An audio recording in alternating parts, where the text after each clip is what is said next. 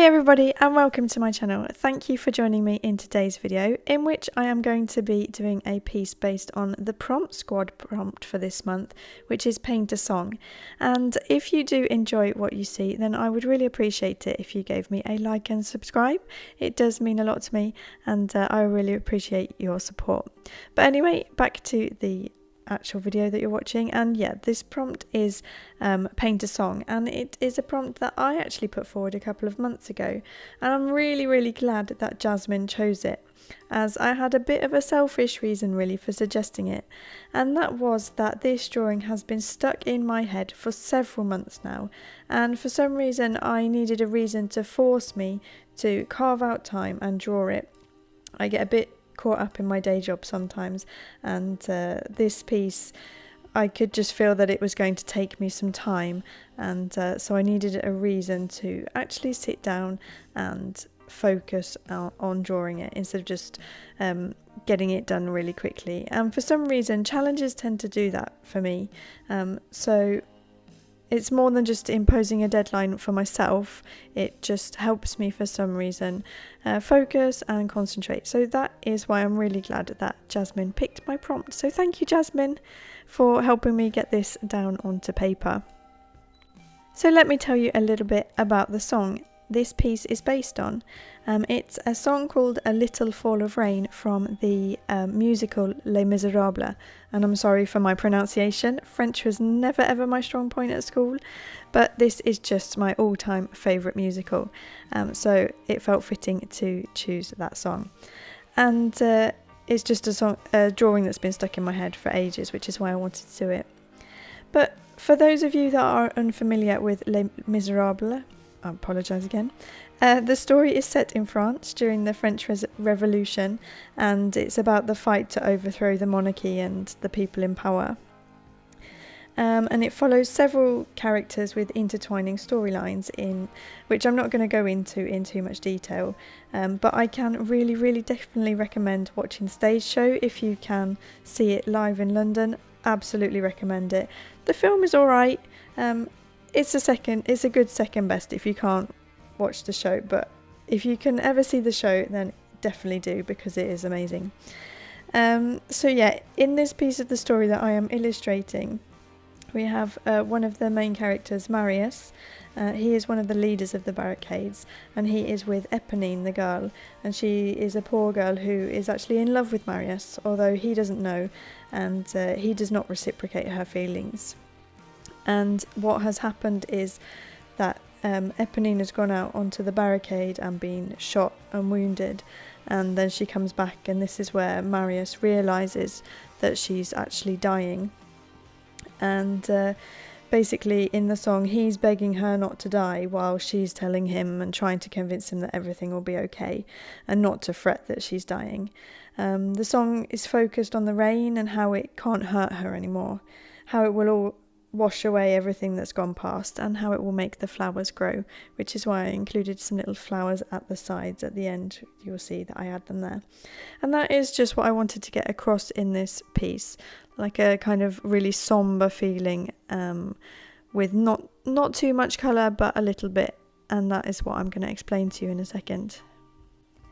I just want to jump back to the beginning of how I started this piece first, and to start off with, I actually sketched out the two characters in their poses on two separate pieces of paper, and I did that because I didn't want to ruin my good paper first. I wanted to make sure I was happy with the poses that I was using.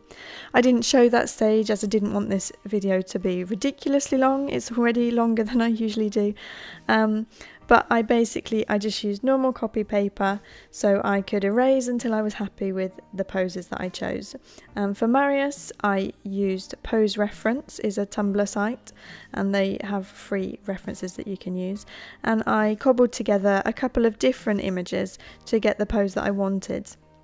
For Eponine, I couldn't actually find something that I was really happy with, so I actually used myself as a reference, and I laid down on my bedroom floor and I photoed myself and just laid in exactly the pose that I wanted. And yeah, the things you do for art, eh? But anyway, once I was happy with the 2 drawings that I'd done on the copy paper, I positioned them together and I used my light box to help me trace them onto the piece of A3 paper that I am using now. And I'm using Fontaine Multi-technique paper because it's smooth enough to use with the pencils and gives you like a really nice flat blend when you use the blending stumps, but it can also take a little bit of watercolour, so not too many layers, but it is able to take some watercolour, and that was basically what I needed. I didn't want to use watercolour paper because of the roughness, would just not work with the pencil, but I needed something that could handle a little bit of water at least. So to purvey such a sombre feeling, I decided that I wanted to keep most of this picture in black and white, and so I used a muted grey-green tone in the background. I wanted to get a sense of the rain from the song without actually just painting rain clouds and raindrops. So that's why I went for this kind of murky grey-green colour and just put it as an overall general blob in the background. I'm not really sure how to explain what it's just like a cloud kind of shape in the background, but not as a cloud. And I just wanted it to convey that kind of feeling you get on rainy days, just how everything seems to have a bit of a dull tinge to it. It's like that today here. Everything's kind of just had a bit of a grey browny glow the whole day, and that was the kind of feeling that I wanted to convey. So once the background was done, and with the actual ground, I went in and decided to add just like the red as well, just to show the sense that, okay, she's not just randomly lying on the ground for no reason, she's actually injured. After I had done that, I then went in with the sketching pencils. I started off with a 2B mechanical pencil first and a blending stump, and I just worked in the shading until I was happy with it. The really nice thing with blending stumps is that you don't actually need to have very much graphite on the stump, and you can then get like really pale shades, which I really like, and it just makes it so smooth, and then you can go in and add darker layers over the top. So anyway, yeah, I just worked first with a 2B pencil and the blending stump, and then I went in with a 6B pencil after that to add more depth and contrast to the shading basically. And I did that both on Marius and on the girl. And I don't really know what more I can explain about the shading. I just tried to remember that like my light source is coming from above, so I know where to place the shadows, and that was it basically.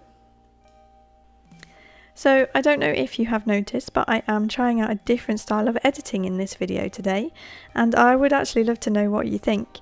So instead of just basically including all the footage and doing it as sped up as possible like I usually do, I have decided that I would try and use a lot more in real time, but do a lot more cutting, and it's really hard to know how much to cut out. I think the first time I did this, there was a lot more that I left in, and then it was like 30 minutes long, and I was like, no, that is way too long.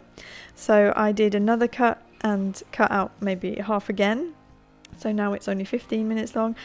I'm thinking now that I probably could have cut out even more, to be honest, but I'm really interested to know what you guys think. Do you prefer to have footage more in real time, but with it being a little bit more jumpy and cutting stuff out, or do you prefer to see the whole thing but sped up really fast in like times? I usually do it like times 6 because that's about as fast as my software can do it.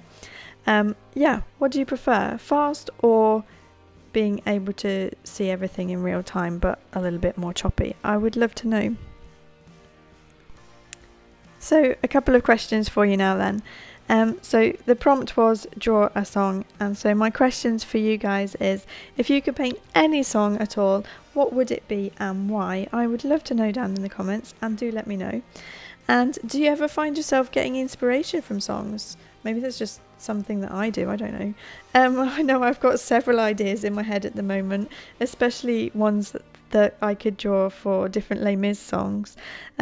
So yeah, let me know if you get inspiration, and what kind of inspiration do you get from the different songs. For those of you that want to join in with next month's Prompt Squad, then do check out Jasmine's channel. She is Jasmine Todd here on YouTube, and I will try to link put the link in the description below. I'll try and remember to do that when I've uploaded this. Or if you just want to check out the other participants this month, then do go there as well and give them your support. And if you want to watch any of my other videos, do check out that little iCard up in the corner now, in the right hand corner at the top, and or do wait until my end screen where there will appear another video for you. Anyway, I just want to say thank you so much for your support, and I will hopefully see you here again next weekend with another art video. And in the meantime, I hope you have a fantastic week. Bye.